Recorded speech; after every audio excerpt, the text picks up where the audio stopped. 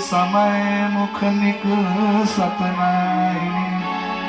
जन्म जन्मांतर तक उन्होंने यत्न करते हैं, तपस्या साधना करते हैं कि मरते समय भगवान का नाम जिक्र लेकिन निकलता। उन्होंने प्रश्न किया कि प्रभु आप एक लिस्ट बता दो कि किन किन लोगों को मृत्यु लोक से नरक लोक में लाना है। तो बोले कि भैया देखो एक बता दे रहा हूं, लिख लो ध्यान से। अब आप लोग भी लिख लीजिए और नहीं तो दिमाग में डाल लीजिए कि कौन कौन व्यक्ति नरक में जाता है। कि जिह्वान भक्ति भगवत गुण नाम ध्येयो चेतश्च न स्मरति तच्चरणारविंदम। कि जिह्वान भक्ति भगवत गुण नाम ध्येयो चेतश्च न स्मरति तच्चरणारविंदम।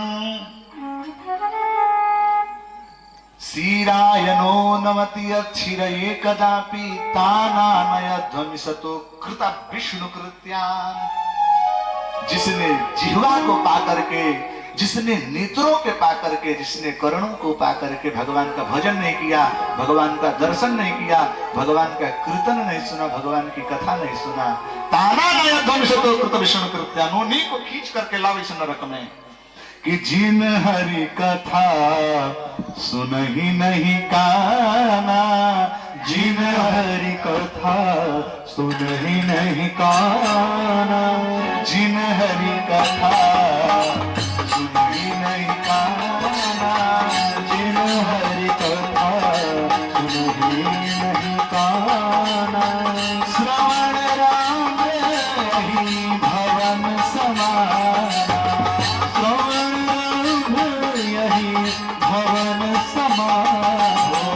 जिन हरि कथा सुन ही नहीं काना, जिन हरि कथा सुन ही नहीं काना।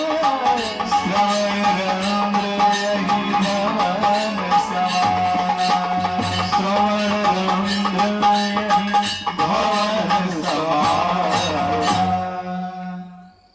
जिन व्यक्तियों ने अपने श्रवण रंध्र से भगवान की कथा नहीं सुना, उसका तो केवल सांप के बिल के समान उसका कर्ण है। और जिन हरि कथा सुन करके जिसका हृदय पिघलता नहीं है, वो समझिए को हृदय नहीं, वो पत्थर है।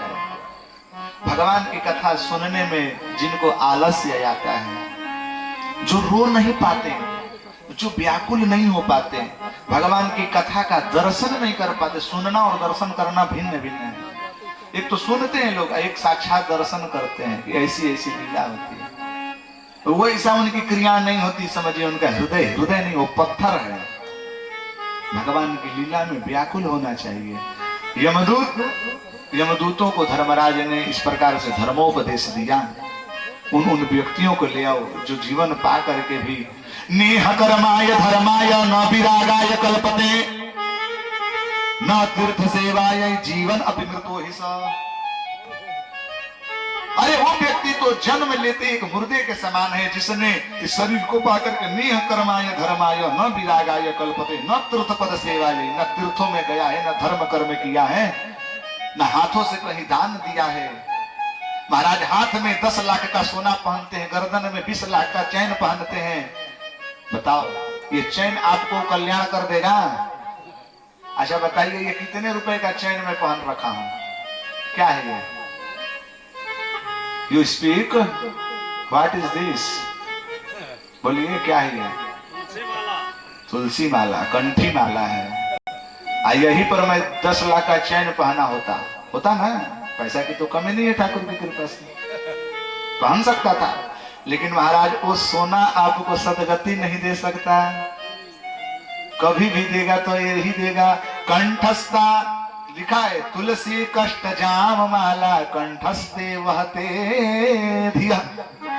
जो व्यक्ति अपने कंठ में तुलसी की माला धारण किया हुआ है, तो भगवान कहते हैं वो पापी होते हुए भी ममैव समः, वो मेरे ही प्रिय है, मेरे ही समान है। आय हाय हाय हाय हाय। हाथ की शोभा किससे होती है? कंठ की शोभा किससे होती है? हाथ की शोभा कंगन से होती है क्या? हार पहनने से गले की शोभा होती है? हार पहन लीजिए 10 लाख के और केवल गाली सुनाते रहिए, भजन सुनाते रहिए। अरे नतिया कहाँ गिरास रे, 10 लाख का सोना पहने हैं, हाथ में 10 लाख का कंगन पहने, तो लपड़ देते रहे बूढ़े आदमी को। ए बूढ़ो तनी रास्ता से हटिए भैया। अब बताइए कि दाने न पाणी न तो कंकणे न स्नाने न सुधर न तो चौनने न। हाथ की शुद्धि किससे होती है? हाथ की शुद्धि दान से होती है। किससे होती है? किससे होती है? दान से। हस्तस्य भूषणम दानम, हस्तस्य भूषणम दानम सत्यम कंठस्य भूषणम। हाथ की शोभा दान से, कंठ की शोभा सत्य भाषण से। इस चीजें होती है, इसको समझिए। उन्होंने धर्मोपदेश दिया है। अजामिल का उपाख्यान, अजामिल जान करके कि अरे मरने वाले यदि भगवान का नाम ले ले तो कल्याण हो जाता है, अजामिल फिर भगवान का नाम लेकर के भगवान के धाम में चला गया। बोले राधे।